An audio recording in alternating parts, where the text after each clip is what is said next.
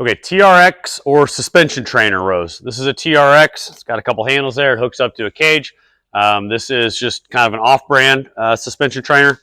But here's how we would do rows or like a horizontal row variation with a suspension trainer. There's a lot of other exercises you can do with it as well. You can also do horizontal rows on like a barbell or something like that. When you start out, the straighter up you are, the easier it is. As you go down, the more difficult it becomes. Then you could even change it to here. Then you could even prop your feet up on something and do just a row. So, whoop, we kind of stuck there. A row such as that right there. And any of those variations are good. As you get stronger, just progress lower, lower, lower. Now, one of the key things though with the row, and this is important for everybody, but especially with overhead athletes, is how you control the motion. So when we're rowing, when you pull up, it's very common to see a lot of people come all the way up like that and lose the tension. So that's number one. Make sure that you keep good tension. All right.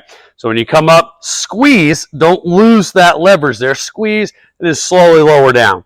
The other part of it is that when we row, at least for overhead athletes, people with shoulder problems, just something to consider, is you want to pull, and then I usually coach my athletes and clients to stop the row once the humerus gets in line with the body.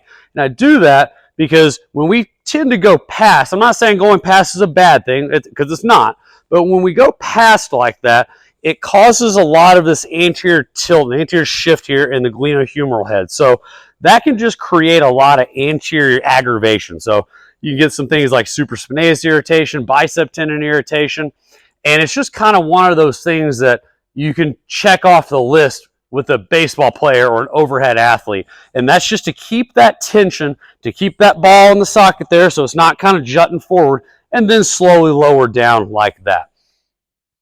So a couple reps would look like this. We start here, we pull, we squeeze, slowly lower back down. Keep a nice straight line throughout the body, here to here. And that's how you do a suspension trainer row or any other type of full body row.